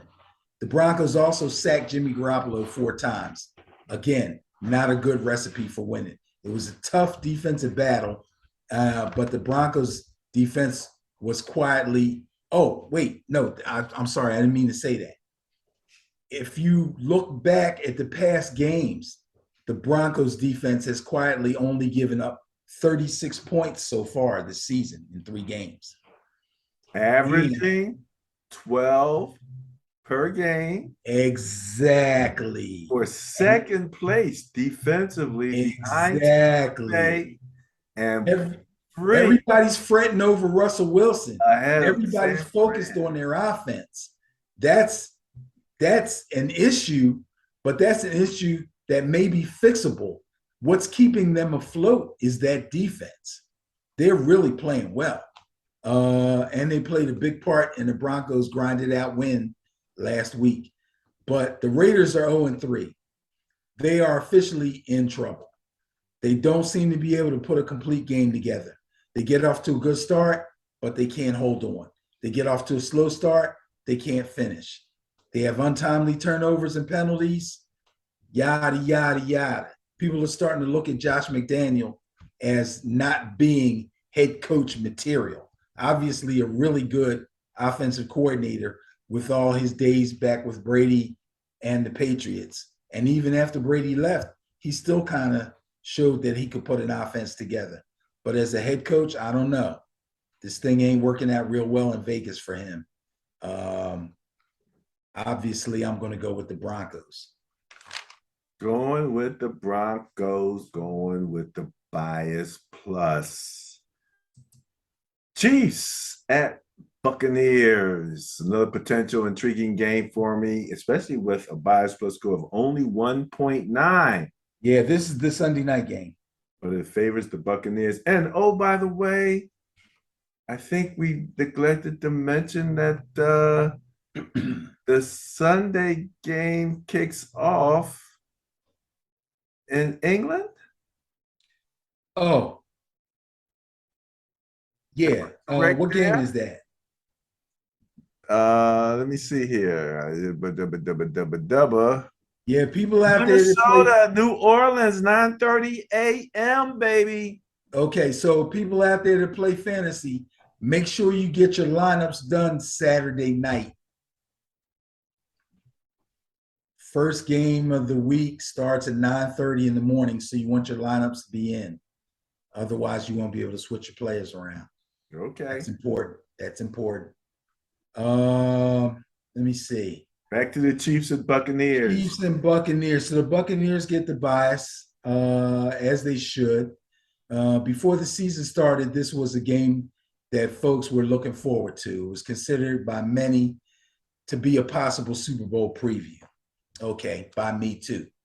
At the end of the third quarter, the Chiefs held a 17-13 lead against the Colts, but they failed to ever score again. This is against the Colts, okay? Their suspect defense failed to stop Matt Ryan on a 16-play, 8.5-minute, 76-yard scoring drive. Good job, Matt Ryan. Good job, Colts. Okay. Then on the Chiefs' final chance to win the game, Mahomes threw an interception. Not good. I'm not saying they're falling apart. I'm just saying not good. Okay. The Bucs, also coming off a loss, have been working severely shorthanded for the last couple of weeks, in fact, because of injuries. No doubt the Green Bay defense did a good job against Brady, but he was forced to rely on guys like Russell Gage, who I talked bad about last week when I was talking to you on the phone, by the way. I really shouldn't have done that. Russell Gage does not stink. Russell Gage is a good player. They got him from the Falcons. But they had to depend on Russell Gage, Rashad Perriman, Scotty Miller, and even Cole Beasley. And no disrespect to those guys who are all NFL players, but they're not Mike Evans, Chris Godwin, and Gronk. They're just not. Okay. So Evans comes back this week. And just before we started the show, I heard that Godwin actually got a limited practice in today. So I'm got to keep an eye out for Godwin and see how he does in his practice sessions tomorrow, which is Thursday, and also on Friday. If he's able to practice in full on Friday, Godwin might be back, as well as Mike Evans coming off of his suspension, which would be great for the Bucs. But guess what? Even if they don't, I'm taking the Bucs to beat the Chiefs. Going with the bias again, eh? Yes. All righty, all righty. Hey, look, when I looked at these two teams, and again, only 1.9 separates these two teams. Right. And Tampa Bay came into this. Where are they at here? Third in net points at +8. Kansas City is fifth. I'm sorry, Tampa Bay is fourth at +8. Kansas City is fifth at +7.7. Okay. So just a hair better on the net point side. Bigger differential, however, on the turnover margin side, where Tampa Bay is third at +1.3, and Kansas City is rolling in at 20th at -0.3. 20th. With a quarterback that's pretty good at holding on to the ball, a team that doesn't commit a lot of turnovers, but a defense that hardly gets any. All right. We're going to pause the show for an announcement. One's bad news, one's good news. Which one first? Give me the bad news first. The bad news. The rapper who won a Grammy for the hit Gangsta's Paradise, Coolio, has died at age 69. Oh, really? Yeah, Coolio. Oh, Coolio. Yeah, I remember him. Yeah. What's that say? 59. Young guy. What's the good news? Aaron Judge hits his 61st home run. Oh, I missed it and I got it on, but I'm so busy I wasn't paying attention. All right. Yankees. So, Yeah, baby. oh my god. Yeah, there you go. There you go. There you go. Yankees. Congratulations, Aaron Judge, who is the Lamar Jackson of baseball. Refused to negotiate his new contract during the course of the season, bet on himself, and just broke records. Pay the man. Man, Pay the man. there you go. There you go. All right. Moving right along here from our announcements. This We is my have, intriguing I game. do believe this is Monday night. This is my intriguing game because you can't take the Niners, but I can. Yes, you can. Okay, tell me about it. Who's got the bias? Oh, I'm sorry. You don't see it? Oh, wait, I'm sorry. LA Rams at San Took you off Francisco the. 49ers bias plus score 6 favors the Niners. Okay. Gotta love it. I'm scared of it. I am completely petrified of that.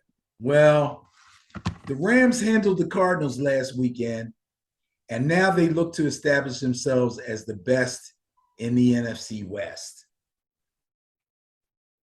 With a win over the reeling Niners,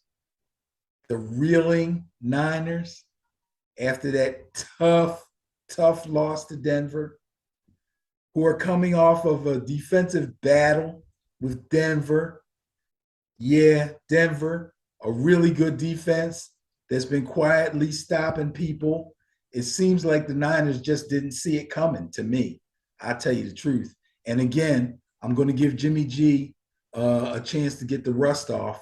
The Rams finally got their running game somewhat cranked up. And basically, I'm just saying that because they finally got Cam Akers going. They had to force feed him. I don't know if that proves anything. They've pretty much been relying on Stafford and Cooper Kupp, and Allen Robinson's been coming around lately to kind of carry them. But the Cardinals' defense doesn't compare to that of the Niners. I don't think that the Rams are going to have success against the Niners D, which should be enough for Jimmy G to get it done. Obviously, he's going to have to play better than he did last week against Denver, where he personally turned the ball over twice. But I believe that he will play better. I'm taking the 49ers at home against the Rams. Again, going with the bias. So I think me and the bias are going to make a big turnaround in week 4. Be nice. Be nice. It would be nice. For all of this to happen,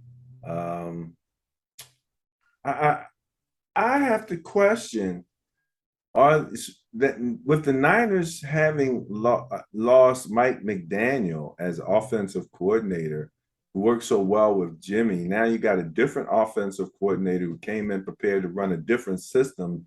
You bring Jimmy in now, and I think it might take a moment for them to kind of get this act together and realize what Jimmy can do within the system or change the system, adjust to it.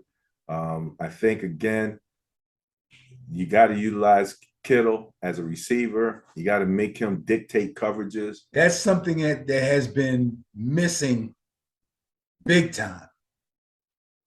It doesn't even look like they're trying to get him into the game. I don't understand it. And then I don't either.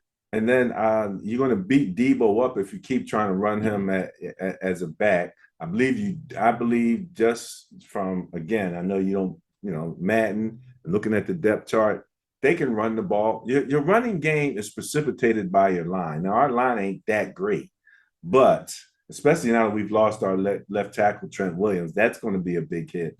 True. So we'll have to see how we handle Aaron Donald without our superstar in there. But that's why all that motion and all of that stuff happens. You still got Juszczyk, you got Kittle, you got good receivers, you got speed if you go down the line. And I don't know, I guess Elijah's out, and now it's the other young man. Yeah, Wilson's been playing well, though. He's been playing well, and you can play with him. And so, yeah, I think that they can, if they stick to the knitting, run the ball, and work within what Garoppolo can do, then they can win this game. So we'll see. All right. losing McDaniels is probably the biggest thing about that. Probably is he's the kind of offensive coordinator, and you hear this a lot about quarterback coaches that the quarterback really feels comfortable with. It may not necessarily be the play calling, as opposed to the quarterback just feels it's like this particular guy puts him in a comfort zone. It's like his little favorite blankie. You know what I'm saying?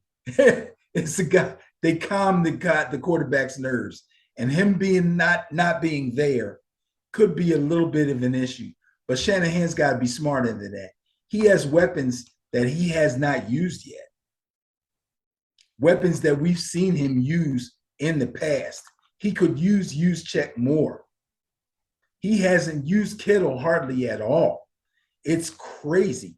It's unbelievable to me when I'm watching them that they're not trying to get the ball to him. Maybe he's not 100% healthy. I don't know what it could be.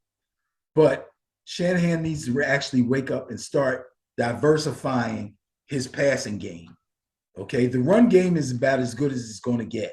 All right, and as long as they stick to it and it stays solid, they'll be fine with that. They want to establish that first before they start throwing the ball all over the yard. That's fine with me. But once you know you want to go to the air, you have to use every weapon that you have, and they haven't done that. They're really just starting to get the ball to Ayuk. Yeah. This is crazy. And like I said, the fastest guy, one of the fastest guys out there is Gray. You wouldn't even know he was on the team. You know, that's probably an issue with route running. Could be. All right. So going with the Niners, yes, which sir. wraps up the week for us, doesn't it, Benny? Yep, that's it. Except for one last item. What would that be? The bias plus buster of the week for week 3. Oh, this was obvious. The Colts. I could have guessed this one. With an unfavorable bias score of 27. Sheesh. So you only need a net win of +3 to have the biggest bias plus score of 30 for the week. So, Matty Ice. That was a big win. They were heavy underdogs at home. Big underdogs. Got it done. Shot the monkey. Yeah, had Mahomes and his offensive coordinator barking at each other. Yeah, that was interesting. Oh, 2 interesting things.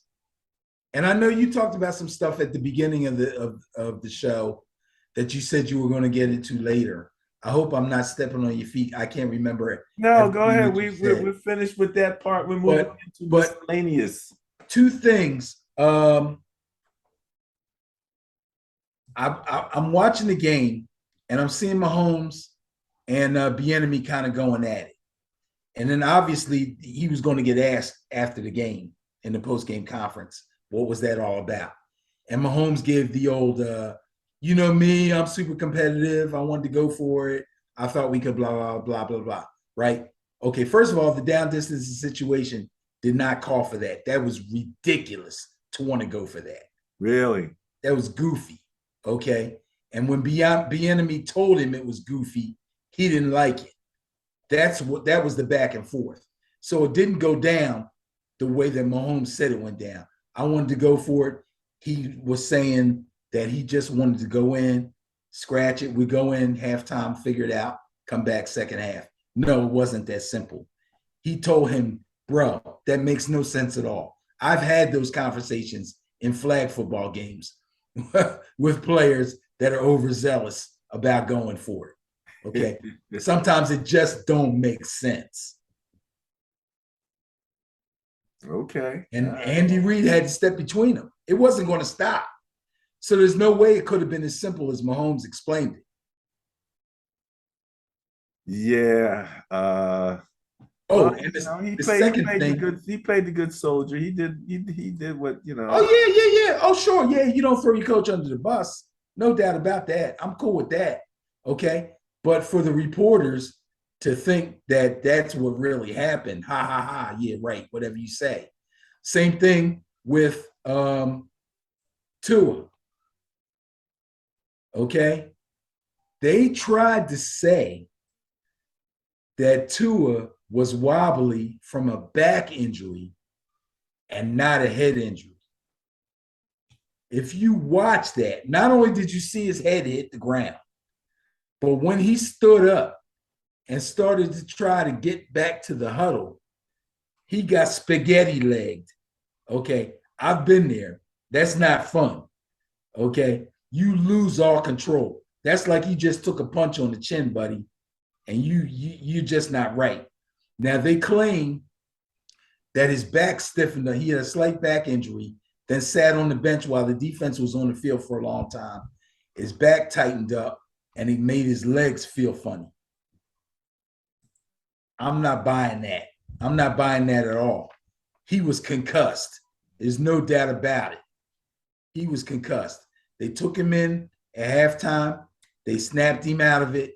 He supposedly passed all the protocols at halftime that would allow him to come back on the field and play, and he came back on the field. If you go back and look at that game in the second half, he didn't do a whole lot, but he did just enough to get him through. The Dolphin defense did the rest, but he was not the same guy from the first half to the second half. He was concussed, so they lied, all right?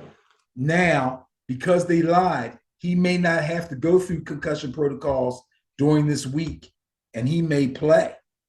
And I don't think that's a good idea. The NFLPA is kind of on this. A lot of people are saying he should have never been allowed to come back into that game. Okay. And when he got up, after he fell and hit his head, when he got up, he didn't grab his back. He didn't go, oh, my back. Oh, wait. Oh, my legs. He thought he was cool, which is exactly what happens when you're concussed. You think you're okay until you can't control your body. So that was just two things I saw that I wanted to bring up.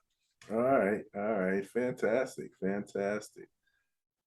Well, let's run through social media real quick, Benny, and we're going to wrap this puppy up. You ready? Let's start with the Broncos because, again, they've been, getting their act together. Nathaniel Hackett hires Jerry Rosberg to help with game management. So this was a team that was having some serious problems, with on-field game management, questions about whether or not to go with it with Russ and all of that kind of stuff. Same question kind of, situation almost like with Mahomes there. But I think most people thought that he should have gave Russ an opportunity. But he was trying to handle a lot of stuff, and he has a lot of rookies. We talked about early on when we talked about the brain trust, we said, man, all these guys are so young and so inexperienced. Russell's going to love this because they're all going to have to be open to what he says, and he's going to have a lot of big inputs. It's not working out that great, but he went and he said, okay, we have a problem. He made a hire. Not sure if you're familiar with this at all, but I did want to mention it. If you recognize the problem and he tried to solve it, you got to give him credit for that. Well, yeah, I got to give him credit for that. And I think this was probably something that he and the organization kind of agreed on. I'm not exactly sure whose idea it was, but they obviously agreed on it. It's a step in the right direction, but he's not the first guy to have trouble managing a game. Mike McCarthy still does it. Andy Reid had the same problem. There's several other head coaches that have had the same problem. So it's nothing for him to be super embarrassed about. This is his first time being a head coach. These kind of things are going to happen. What's paramount for the Broncos is that Russell gets himself together and starts making a better connection with those receivers because their run game is solid. Their defense is solid. It's about Russell getting the ball downfield when he needs to and hitting receivers. All righty. It's about Russell getting his act together. So, Benny, does Brady need Gronk to win? Now, it's funny. I said that Gronk is his what his security blanket. He's that guy that you could go to in a pinch and know that for the most part he's going to win. I'm starting to wonder about Lamar and what's his tight end's name? Mark Andrews. Mark Andrews, man. Mark Andrews, just him and Lamar have a thing going on, man. You know, and that's a nice place for Lamar to go when things get a bit dicey. And I think Lamar's recognized that and it's helped his numbers a lot. You know, so him and Mark Andrews are together. But I saw another article and it was really funny because they were basically postulating that had Gronk been healthy when the Patriots played the Giants for that Super Bowl, the Patriots. Oh, come on.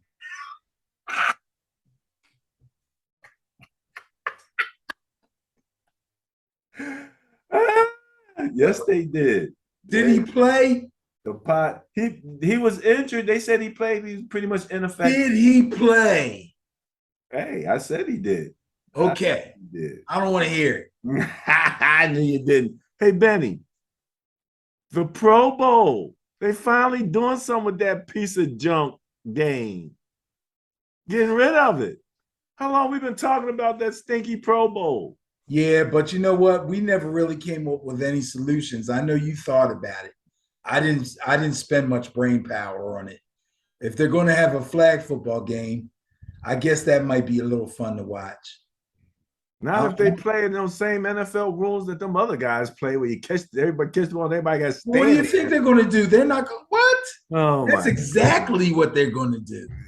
I can't imagine. I can see us now. The Pro Bowl with the tackle is bad enough, but really to have the little fake flag, you're not even gonna give it to me. No, it's non-contact flag. That's what it is. That's what it is. So why even mess at least guys will be able to actually use their skill sets. Okay, and it basically takes all the linemen out of it. I know. So that's big, guys. Anywho, you know me. I wanted to make it a big money game, make it after the season, make it a spectacle. They're not going to do that. So no way. The skills competition might be fun. Could be. We talked a little bit about you losing your wide receiver, one of your top performing wide receivers. Just quickly, Benny. I mean, he's literally running down the field. And it doesn't look like anything happened. I mean, what could have happened that could have done his knee in like that, just in that casual jog across a turf field? It was just, it's just weird. His foot got caught. It didn't look like it. I mean, really, it didn't look like it. But that's what everybody's saying. Your man Beckham weighed in here. You know, do you think the NFL should go to all grass, just make it a grass league? Well, it's not like people don't get hurt on grass too. But the problem with turf fields is you run differently,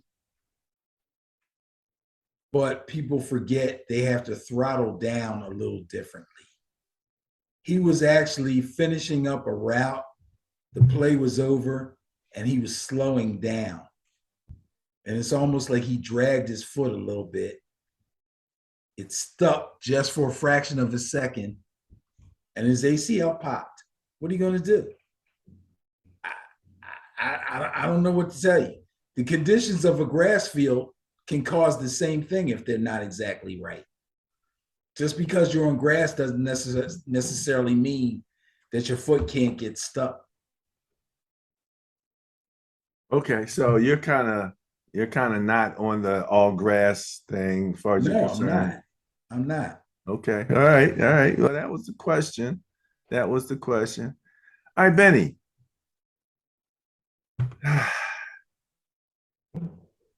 Jackson State plays in the FCS, and the Heisman Trophy has never been awarded to a player at that level. But former SWAC quarterback Doug Williams, Grambling State, and Steve McNair, Alcorn State, received Heisman votes in the 1970s and 1990s, respectively. This article is about Shedeur Sanders, and what Dion is saying is that his numbers should put him up for the Heisman. They should be talking to him about a Heisman just like they're talking to all of the other players. I put something in, here it is. This is the graphic. See if I can make this a little bit larger so we can all see it. But let's see. Boom, boom, boom, boom. Is that better? Yeah. Okay. So Shedeur Sanders, 1,351 yards, 14 touchdowns, 1 interception. Bryce Young, 1,029 yards, 13 touchdowns, 2 interceptions. CJ Stroud, 1,222 yards, 16 touchdowns. So yards-wise, he's ahead of Bryce and CJ. Touchdown-wise, he's right in between them. He's got 1 less interception than Bryce. What do you think about Shedeur getting some Heisman love? Well, it's never too early to start a Heisman campaign for a college player if the school actually believes in him and wants to push him. So that's all good. Okay. He'll probably get some votes, just like Steve McNair did, but there's no way he's going to win it. There's just no way. The first thing they're going to point at is the competition that he's playing against. Okay. He's going up against teams that some of these Division I teams underpay to come play them so that they can kill him. Okay. This kind of conversation runs into that other conversation that we had about HBCUs going to play Alabamas and LSUs and teams like that so that they can collect money and get their butts kicked. Yeah, a couple of those games that were the teams that got paid went in there and won in the last couple of weeks. What you're not Notre talking Dame about lost to the team they played. Oh, that's Appalachian State. Appalachian State ain't no joke. They should have known better. They should have known better. They earned that money. No, I don't think that was Appalachian State. Do they wear green? No, Marshall's good. They paid Marshall. Yeah, they paid Marshall, and they should, and they're sorry. And they're sorry. Marshall's no joke. Marshall is good. But you know what? I commend Notre Dame for paying Marshall rather than paying FAMU. Okay, a better competition. They paid better competition, and they end up losing the game, and I'm sure they thought they were going to win it. Marshall's no joke. Marshall's good all the time. Let's remember, Randy Moss went to Marshall. Chad Pennington was his quarterback. Okay, these are NFL guys. Marshall's no joke. And Appalachian State's no joke either. Appalachian State's been good for the last 3 years that I can vividly remember. Okay. So, yeah, those I'm talking about sure wins. I'm talking about teams that just can't. They can't come. You know why those teams can't compete? They can't compete on the line of scrimmage. Skill player wise, yeah. But line of scrimmage wise, they just can't compete. They just don't get the guys with enough size and power to compete with those Division I schools. Well, that's what happens. That's what happens. Well, that wraps it up for me, Benny. We had a pretty good session here. Any last words? I'm done. Go Noles. Go Noles.